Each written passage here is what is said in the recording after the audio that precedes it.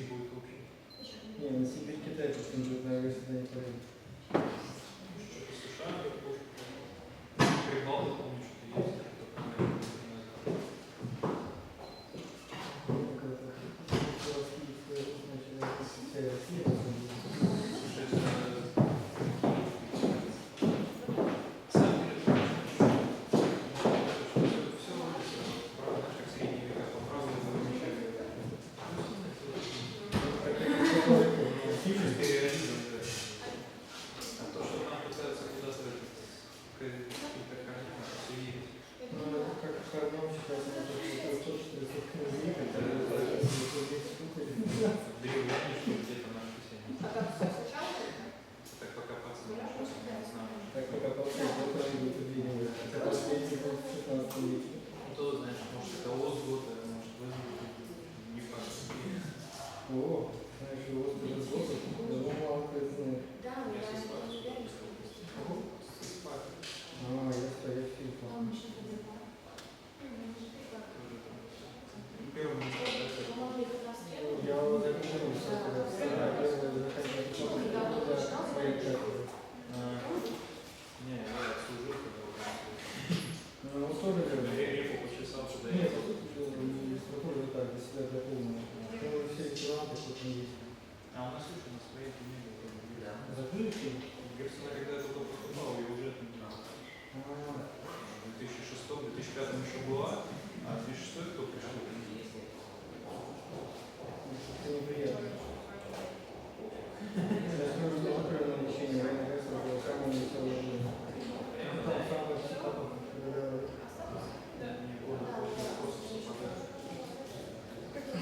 тоже ничего, по сути, ничего не делали. Не, полгода чуть больше не могил. Ну, все это зависит, на самом деле. Я отвечу, как сопровождение. У нас были задачи, как работать так, как психически устойчиво. На бумагах там, знаешь, на самом деле, какая-то фигня. А есть части, куда у тебя есть, знаешь, будут и лейтенанты, и капитаны, и говорят, ходят по всякой еще, поесть, да, Не, у нас тут все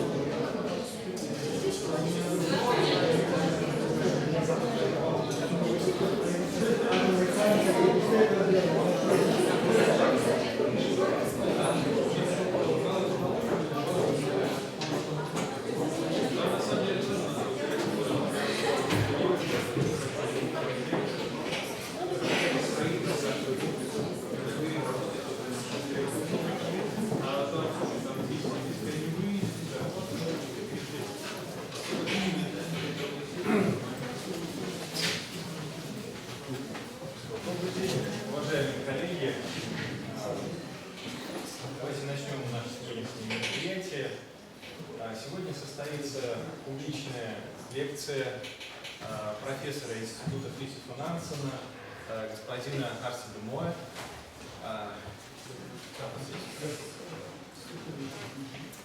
Арилда Моэ на тему «Меняющаяся Арктика. Перспективы экономического развития и сотрудничества». У вас будет возможность не только послушать известного норвежского специалиста, но и задать ему свои очень важные вопросы, когда наконец растают арктические льды, и мы все вместе пойдем куда-то менять газ, так далее. Тогда я передаю слово господину Моэ.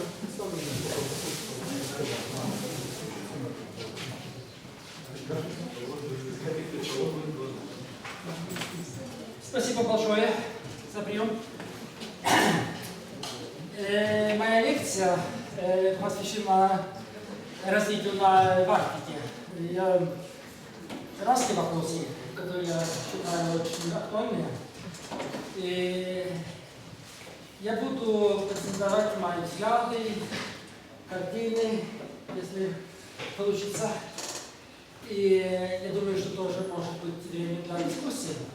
Но если возникают определенные вопросы во время лекции, пожалуйста, сообщите мне, так что мы можем это спрятаться в этом сразу же. Но если это более, так сказать, широкие вопросы или дискуссия, пусть это будет потом.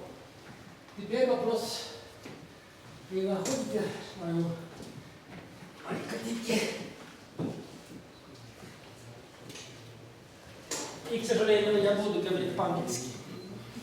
Думаю, что это тоже для вас лучше.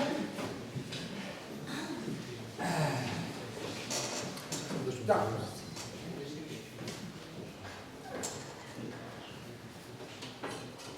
Так что могу немножко сказать о себе. Да, представиться, потом подробнее. Уважаемые присутствующие, Арилда Моэ очень известный норвежский специалист в вопросах Арктики. Он заместитель директора, как вы уже сказали, Института имени Фритьофа Нансена. Это независимое экспертное учреждение, которое работает по заказам различных и научных организаций, и правительственных учреждений, и пользуется очень большим авторитетом, репутацией не только в Норвегии, но и не только в Северной Европе, но и по всему миру. Кроме того, Арилда принимает активное участие, Арилда, если СПбГУ поправите, в деятельности Российско-норвежского университета, отделение которого имеется здесь, в Санкт-Петербурге, и Арилда активно преподает здесь, и это целое, самостоятельное направление его деятельности. Что же касается арктических проблем, то акценты, которые делает в своих исследованиях Арилда, это вопросы, связанные с экономическим развитием региона, связанные с влиянием климата на окружающую среду, транспортную инфраструктуру в регионе, ну и какие геополитические последствия имеют эти вопросы, эти проблемы для Арктики в целом, для российско-норвежских отношений, для роли Арктики в мировой политике. Пожалуйста. Да. Вижу, что думаю, что экран будет видно, но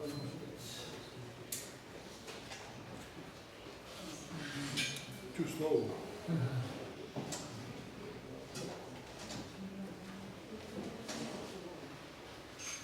So my lecture is entitled Changing Arctic, Perspectives on Economic Development and International Relations.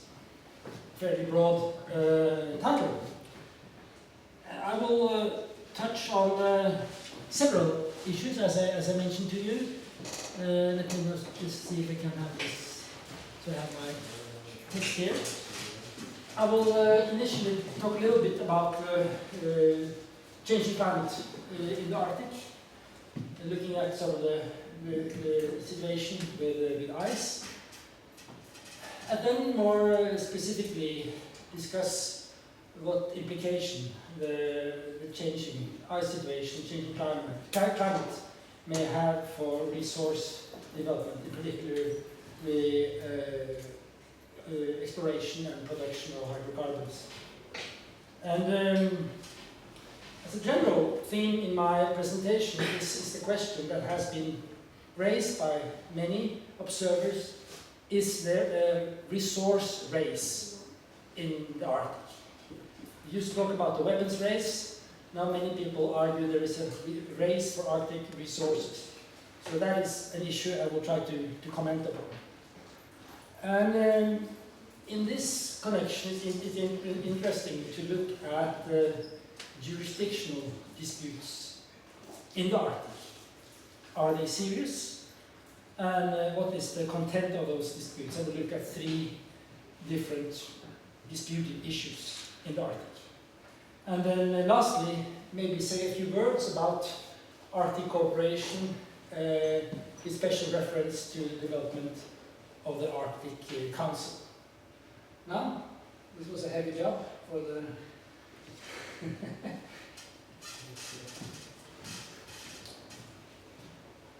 I would really like to show the first.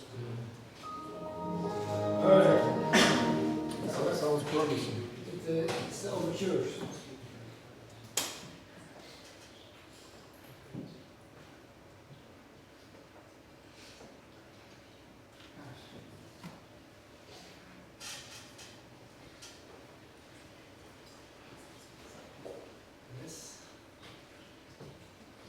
As you say, boiling kettles. Now, if you watch a kettle, it doesn't boil. It's the same situation here.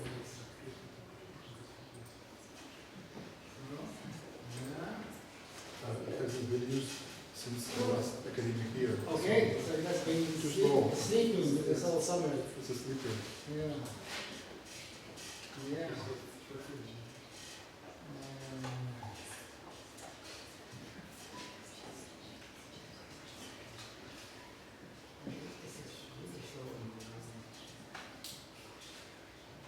As you know,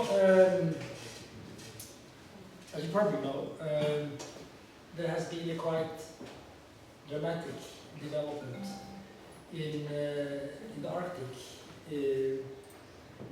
now for some years, which has been reflected in the size and thickness of the ice cap. Now, yeah, just a little bit more short.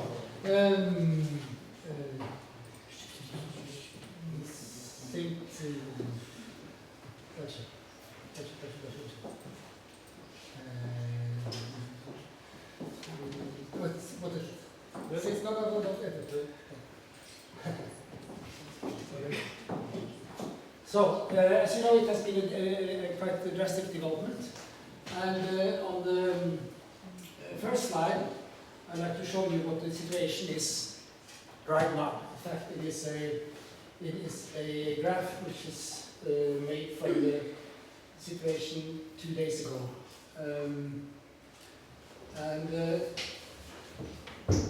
Yes, you can go. No, do you have a mushroom? Here. Okay. Can I take it over here? First. Take it over here. And then You can do it.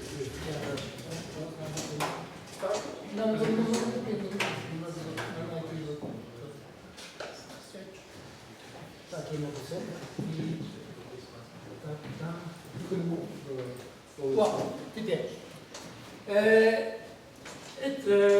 this picture shows the ice on the 9th of the 8th of December, and it shows the ice cap right now, and the red line shows the average ice cap for the last 30 years on the same date. So you see, it's a very, very considerable reduction. And what is intriguing here is, of course, the reasons, and tendencies ahead, and what could be the implications of this quite momentous change. This, excuse me.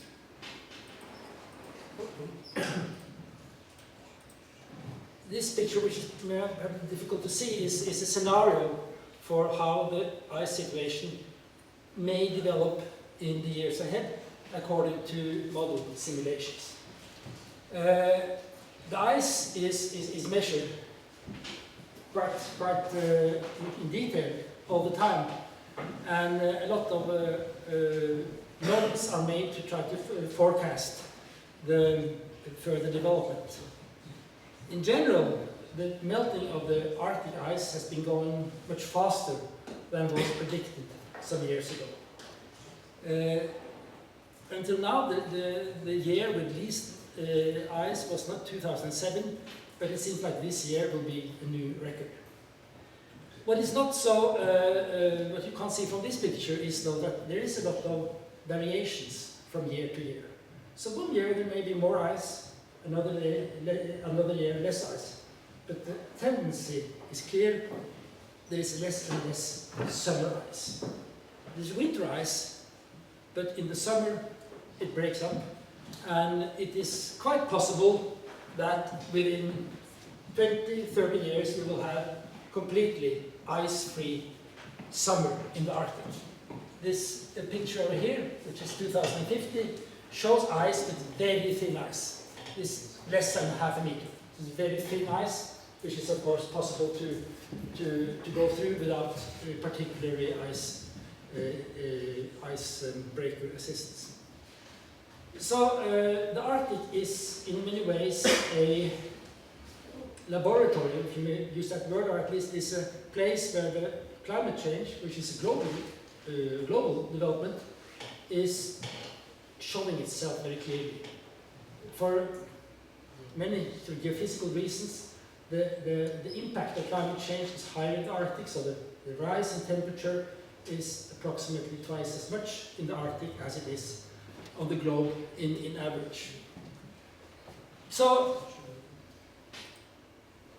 this is a very dramatic development, and I sincerely think that climate change is one of the biggest challenges for mankind in the years ahead, and also for the international system and international relations. So the Arctic is melting fast, and by melting ice it becomes possible to develop resources that were not easily accessible before. But in many ways that is a paradox, since one of the reasons for the climate change we see is the burning of hydrocarbons, and it is a paradox that the climate change, which is a big challenge, is opening up the possibility to develop even more hydrocarbons. And it is in a way, it is worth a thought. But of course, emissions of greenhouse gases is a global problem. It doesn't matter really where the greenhouse gas is emitted, if it is emitted in the tropics or in the Arctic or in Siberia or in Africa, wherever, it has the same impact on the climate. So Arctic emissions of greenhouse gases are no different from emissions in other places. But there is a particular issue connected with emissions in the Arctic that has a regional impact, and that is the emissions of soot, black carbon,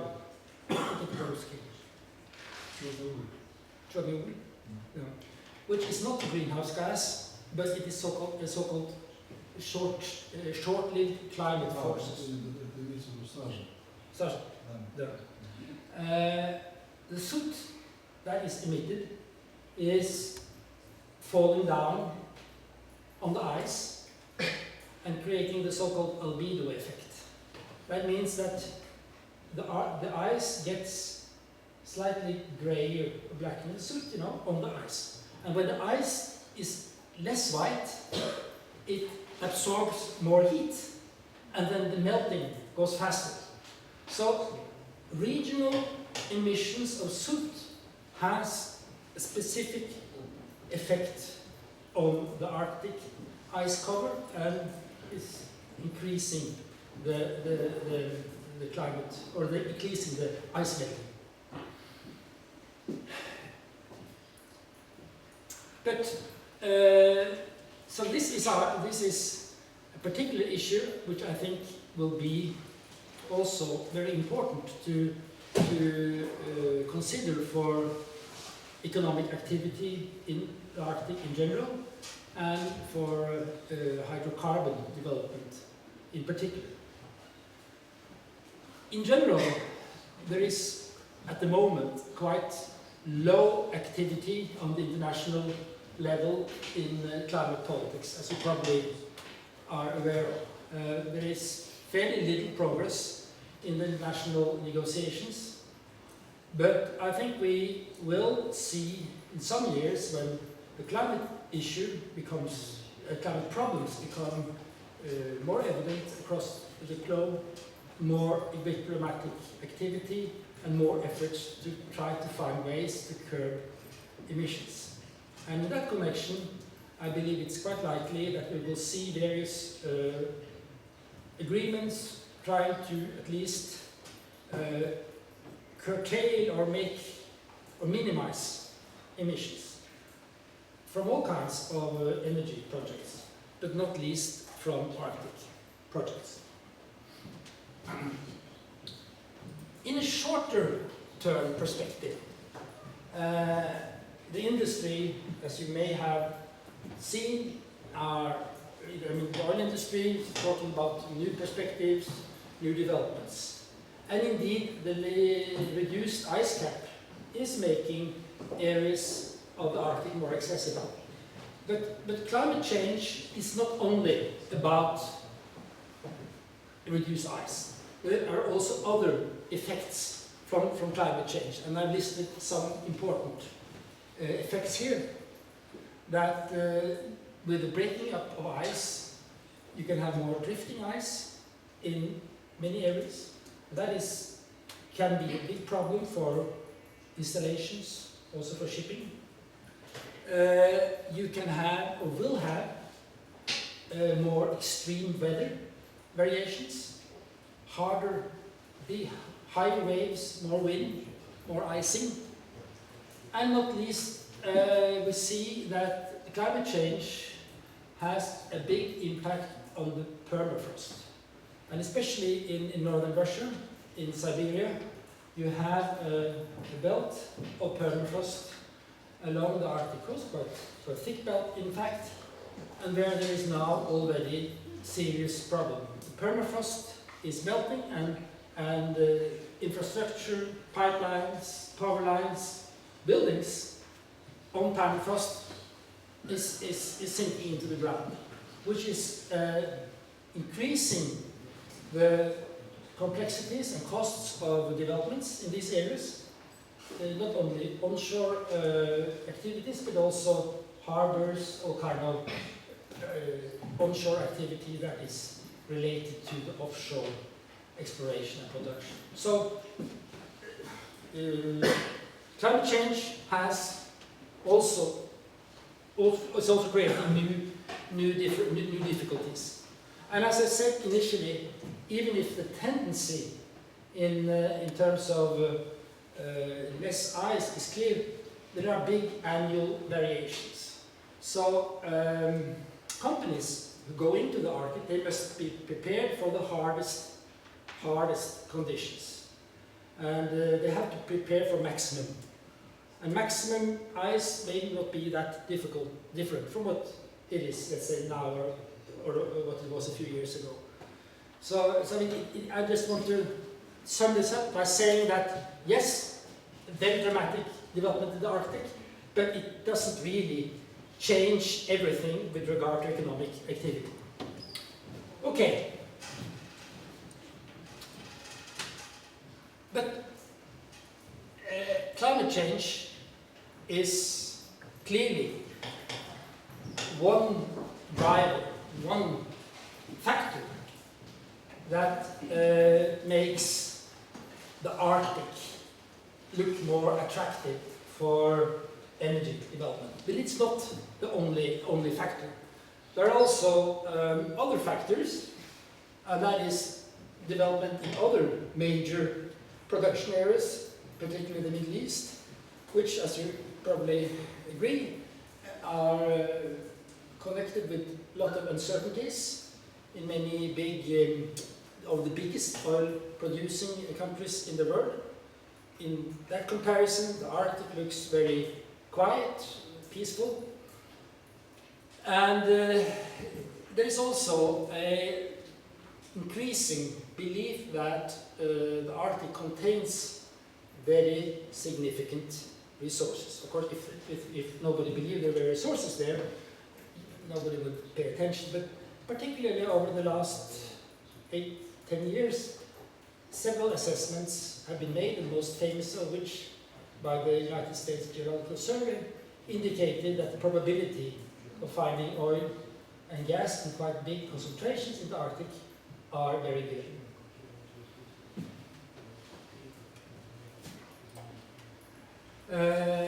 This is a map which is, I guess, more or less impossible to read, at least from the back row. But it's basically a map of the Arctic showing in the various colors probabilities of finding hydrocarbons. So don't pay attention to the map. We'll talk a little bit about the content afterwards. But the numbers, and some of you may have seen those quoted, they're very often quoted in the Russian media, I notice. They say that probably that 30% of the world's undiscovered gas and 13% of the world's undiscovered oil will be found in the Arctic. But it's very important to stress the word undiscovered, and that word is very often omitted, forgotten in various articles about resource issues. Undiscovered means that they are undiscovered. We don't know exactly where they are, but based on geological analysis, they have produced models telling about the probability of finding resources. But they have to be found. That means you have to explore to find where these resources are. And undiscovered resources is different from discovered or proven resources. And in the world there is a lot of proven oil and gas that is not being developed, particularly in the Middle East. So it does not mean 30% of the world's resources. It means of the undiscovered. So we have a lot of discovered resources that are not being developed for various reasons. But nevertheless, these are big numbers, big potential. What is also important to stress is that the assessments do not include an analysis of the economic viability, the commercial viability of developing resources. It's only assessed that by present technology it is possible to develop them, but it doesn't say anything about the cost. I'll return to that later. In this assessment, it is quite clear that it is, when we're talking about offshore resources, which I'm particularly interested in here, it's quite clear that the Russian continental shelf has the biggest potential. The Russian continental shelf is by far the biggest. But it also is very promising when it comes to both oil and particularly gas. And that is also is also very much in line with Russian assessments about the Barents Sea and the Kara Sea. And also very important is that these resources in the offshore are expected to be found on the continental shelves fairly close to shore. Not in the middle of the ocean, but on the continental shelves of the Arctic states. This is a map showing different assessment for oil and gas. We don't have to go into that now. So that is the sort of the broader resource picture, background. Let us then turn attention to closer areas, to the Barents Sea and to the Kara Sea, which is close to both Norway and Russia. What is actually happening? Well, I have been following these developments for quite a few years, and I think, at least in Norway, but I think maybe also in Russia, there has been an exaggerated impression about the level of activity. It hasn't been that very high activity. But both Norway and the Soviet Union started exploration in the early 1980s. And on the Russian side, a lot of discoveries were made. There was not that much drilling, but there were a considerable amount of discoveries, what we call a high fine discovery rate. On the Norwegian side, the picture was more mixed. There was some promising finds in the early 80s, and then not so much for many years. And in fact, the oil industry was more or less ready to give up the whole area. But then some new discoveries were made, and they came back. But by far more has been discovered on the Russian continental shelf. And as of today, approximately 15 discoveries have been designated to be fields. That means they are considered possible to develop. That's both Kara and Barents Sea. And of particular significance has been the huge gas discoveries, which in fact were made already in the 1980s. After 1991, the exploration activity dropped considerably for reasons you may understand well, and only in the last 10 years has there been more talk about development. On the Norwegian side, one major gas discovery, the Snow White field, was discovered only in 1981, and it is now the only field, offshore field, producing in the Barents Sea. It started its production in 2007. But also some very interesting oil discoveries have been made, and they will be developed probably in the next few years. So this is the LNG terminal for the Snow White field, which is 140 kilometers, I'll show you a map in a minute, north of the northernmost point in Norway. It's a subsea development. Everything is developed on the ocean floor. It's a pipeline going into shore where there is a liquefaction plant, liquid natural gas, schistose gas, and then from there tankers with gas are sent to various markets. On the Russian side, the closest you come is the Perezlovny field in the Pechora Sea.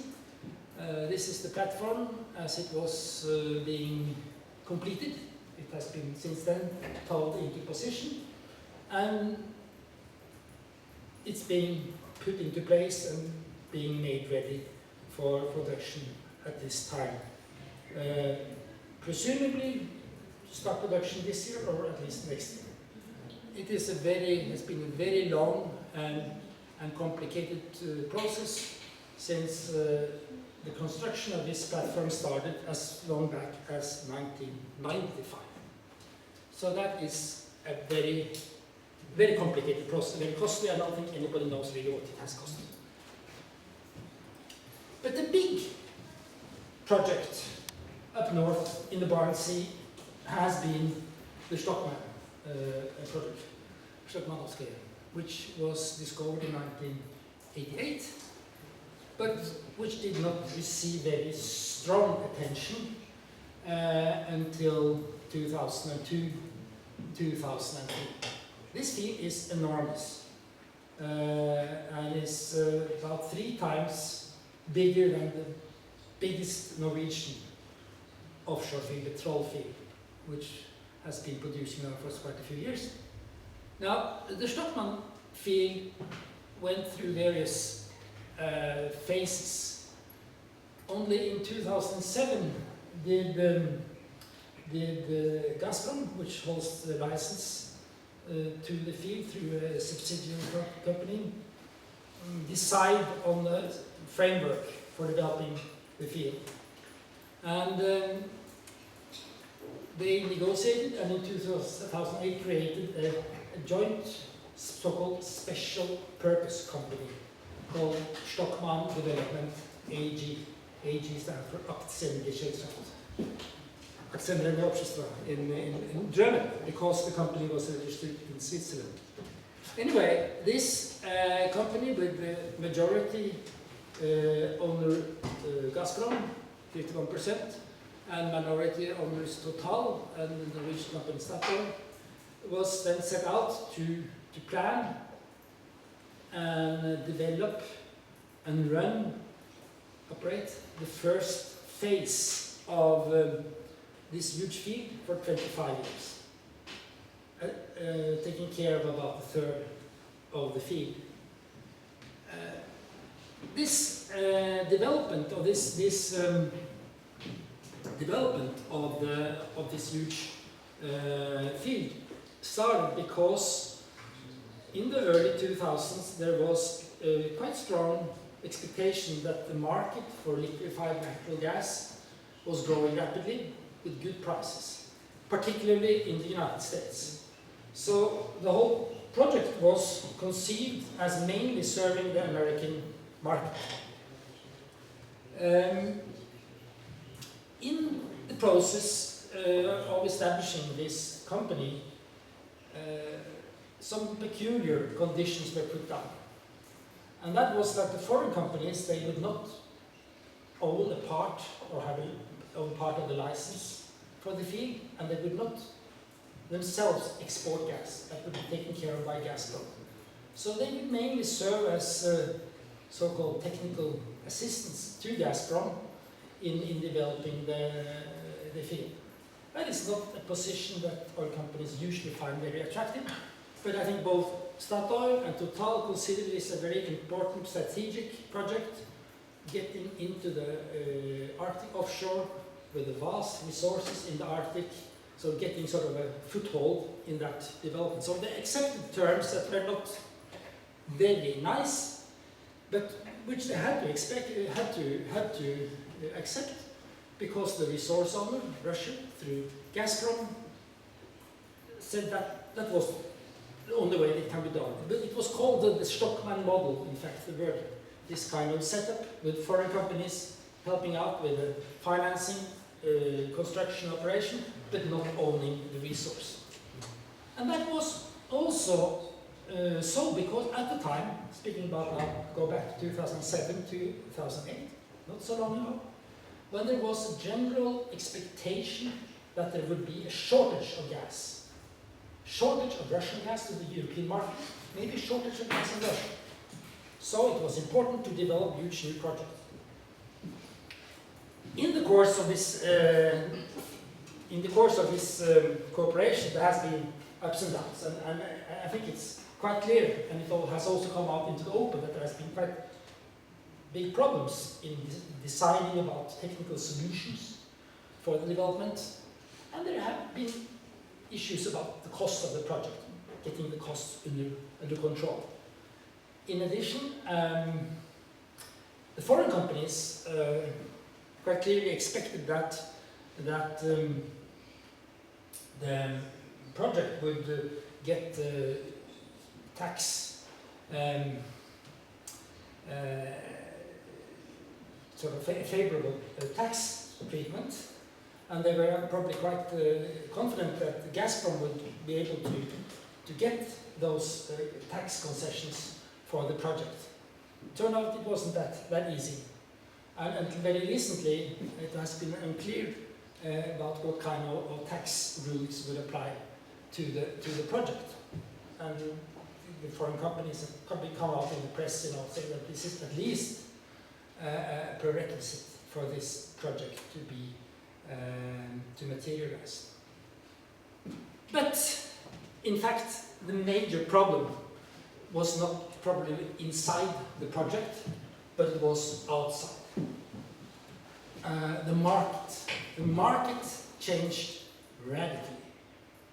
And compared to the situation in 2007, 2008, which was the startup of this last phase of Stockmann development, the gas market looks very different today. That has to do with two factors.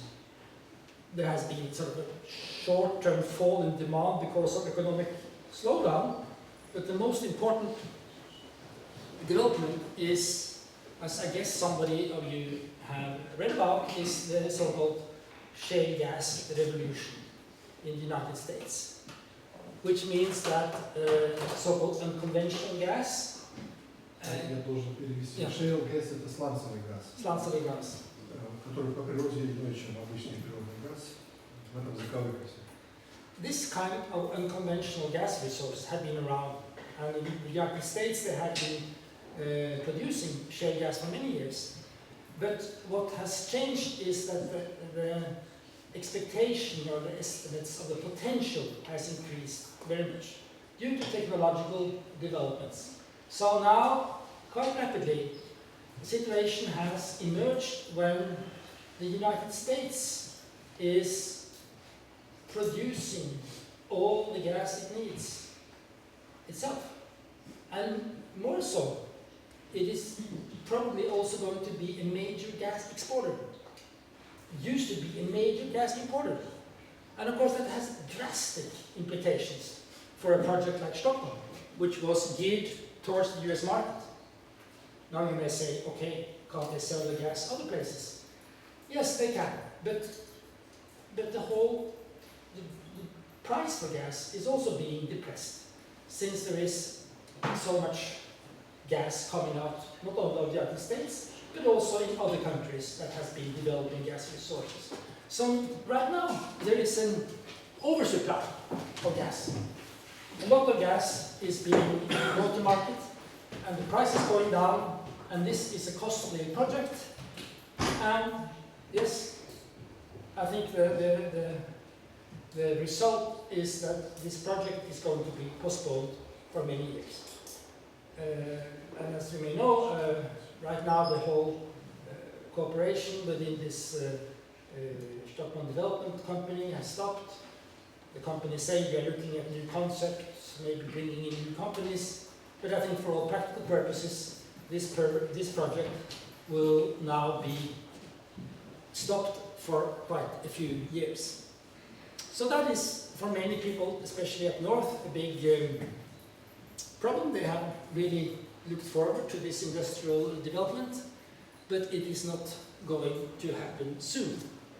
Now, there are, of course, other developments, and that is connected to the other issue I will talk about, which is the resolution of the disputed area in the Barents Sea between Russia and Norway.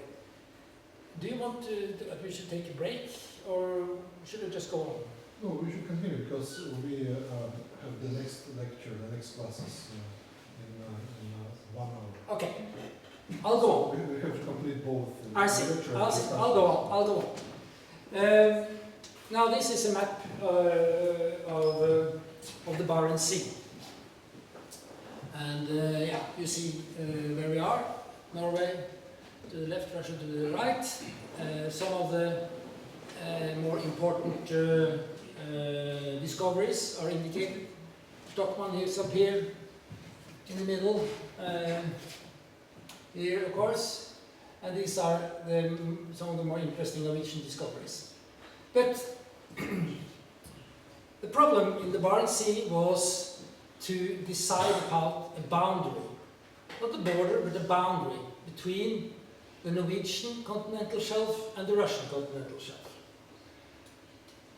This issue emerged in the 1970s when the development of the law of the sea permitted coastal states to establish 200 nautical miles economic zones and extend their continental shelves, to put it shortly. Then the problem was that the international law of the sea did not say how should neighboring country how should they find the borderline between neighboring continental shelf? It didn't say anything about that. So that was left to negotiations between the various neighboring states. And Norway and the Soviet Union started first discussing this issue and then entering into formal negotiations from the late 1970s. When these negotiations started, the Soviet side maintained that we are applying a so-called sector principle that according to a decree from the Soviet government in 1926, all islands to the left, to the right of this line, which leads up to the North Pole, is Soviet territory, all islands. So there is nothing more to talk about. That was basically the Soviet starting position. The Norwegian side maintained that now we follow the so-called what do you call it in the medium line principle, which is also a principle in international law, not the only one, but the